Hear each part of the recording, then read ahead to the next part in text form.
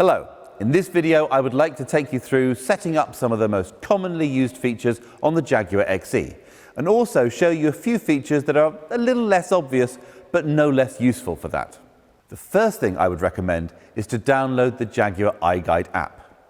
This contains not only a full searchable copy of the handbook, but also a reference guide for warning lights on the dashboard, a frequently asked questions section, and a visual tour around the inside and outside of the car with information on the controls, buttons and features. It's a great source of immediate information when a question pops into your head or you just see a button and wonder, well, what does that do? Another download is the Jaguar Remote app. Your car comes with a SIM pre-installed by the retailer who should have spoken to you about the setup of your account that enables many of the intelligent features on the car. Okay, let's start then with the smart key. Now, lock and unlock seem pretty obvious with a reassuring click responding to each one. Pressing the lock button just once will lock the car. Pressing twice will double lock. This means the car can't be unlocked from the inside. So even if someone smashes a window, they still can't open the doors. Next, there's a button to unlock just the boot. You can use the smart key to trigger the headlights. So if you're approaching the car in the dark or simply trying to find it in a dark car park, well, this switches on the lights. By default, they will stay on for 30 seconds. This can be extended up to 4 minutes if you want, using the instrument panel in the car. More on that later. Unlocking the car will also trigger the headlights, and they'll remain on for a short period of time after locking to provide light to see you to your door. The final button is a panic alarm. Press for 3 seconds or press 3 times in 3 seconds and the horn will sound and the hazard lights will flash.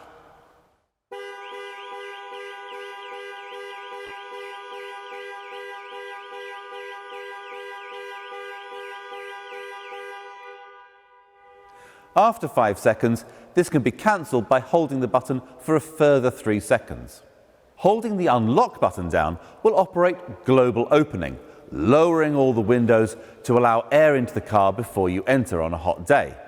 Similarly, if you get out and then realise you've left a window down, well, just hold the lock button to activate global closing, to raise all the windows and secure the car. These operations can be enabled or disabled using the instrument panel options. If your car is fitted with keyless entry, you don't even need to remove the key from your bag or pocket. So long as it's within a foot or so of the car, as soon as you put your hand around the door handle,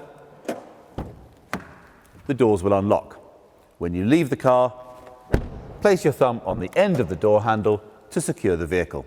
Getting into the car then, the first thing you need to do is find a comfortable position. Seat controls can be found on the outside of the seat. Steering wheel adjustment is either electric, using the joystick on the right-hand side of the steering column, or manual. Turn the dial on the right-hand side of the steering column anti-clockwise, adjust the reach and rake to suit, and then turn clockwise to lock the steering wheel in position. Mirrors are adjusted using the controls mounted on the driver's door. Select which mirror to adjust using the buttons, and then use the joystick to adjust the angles. Incidentally, if you have power folding mirrors, pushing both buttons together will fold them in, useful if squeezing through a tight gap. Controls for the electric windows are located on the driver's door. Locking the operation of windows from the rear seats will also engage the child locks on the rear doors. Most people will want to leave their windscreen wipers set to auto. Move the stalk to its lowest position and then come up 1 notch. Sensitivity can be adjusted using the rotating collar. Pull forward for screen wash. The outer collar operates the rear wiper, and the button on the end controls the rear screen wash. Similarly, the headlights are best set to auto by rotating the outer collar. Pulling the stalk towards you will flash the main beam.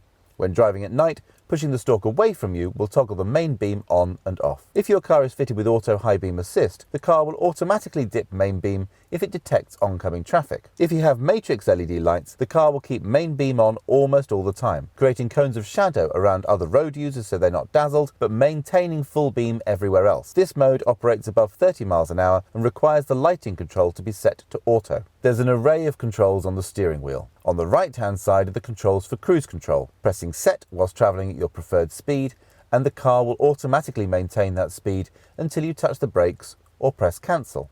Pressing the accelerator will cause the car to speed up, but when you release it, it will return to the set speed. Pressing plus or minus will increase or reduce the set speed.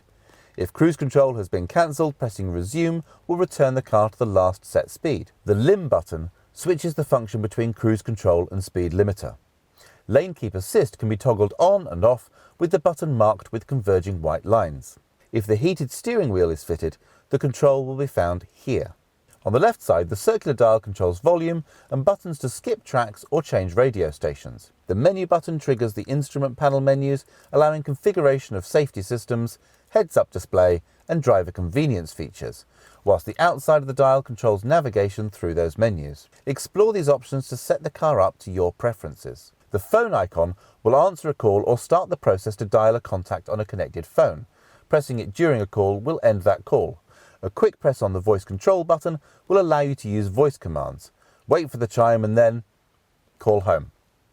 A full list of the available commands can be accessed on the main infotainment screen. Starting the car is as simple as putting your foot on the brake pedal and pushing the start button. So long as the smart key is in the car somewhere, the engine will start. When you switch the car on, the 10-inch infotainment screen will display three main options: navigation, media and telephone. If you haven't already paired a phone, it will prompt you to do so. Tap on the phone tab, then open Bluetooth devices on your phone and select Jaguar XE. Accept pairing on both your phone and the screen, and from now on it should automatically pair each time you get in the car, allowing hands-free calls, voice dialing and music streaming over Bluetooth. If you prefer, connecting your phone with a cable will allow Apple CarPlay or Android Auto to mirror your phone screen on the car's infotainment screen. A long press of the voice command button on the steering wheel will then connect you to your phone's voice assistant. Going back to the home page, tapping on the Media tab will take us to the DAB radio. Tapping Source will reveal the phone you've just paired as a possible audio source. Radio stations can be easily selected from the menu, or you can simply use the voice commands from the steering wheel. Tune radio to BBC Radio 2. The third option from the home screen is the Navigation Pro system, standard from S level upwards. To input a new destination, tap on the magnifying glass and then type any postcode, address or point of interest into the search box at the top of the screen. You can also search for businesses and transport links, hotels and restaurants. Where possible, the system will show TripAdvisor reviews. Destinations can be easily set by voice. Navigation: take me to 33 Baker Street, London. When delivered to customers, XEs specified with navigation are supplied with a 4G data connection to allow over-the-air updates of the infotainment systems and maps, and provide live traffic, flight information and internet search. When the system has an update available, it will alert the driver on the main menu screen and ask for permission to update when you switch off the engine. Only agree at a convenient time, as the car must then remain switched off and locked for up to 30 minutes while the update is applied. Swiping to the left from the home screen reveals additional features, such as 4x4 information and driving efficiency analysis, and the options for smart settings. The car can be set to recognise different drivers, either by different smart keys or the signal from their mobile phone, so the system can develop separate profiles for each driver's preferences.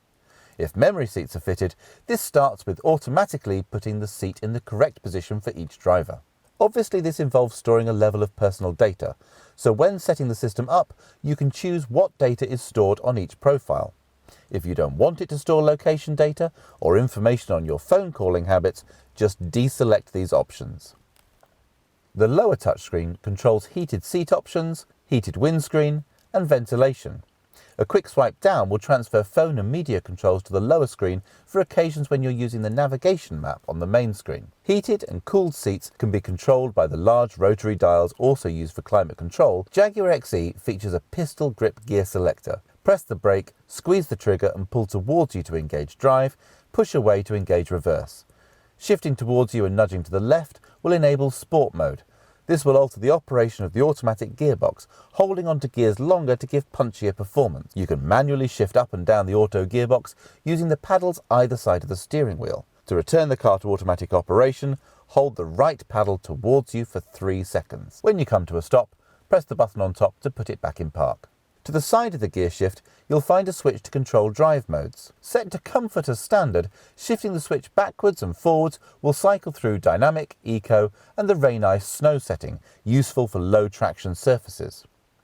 Each mode will affect the power delivery, gear shifting and traction control to give the best possible control and response.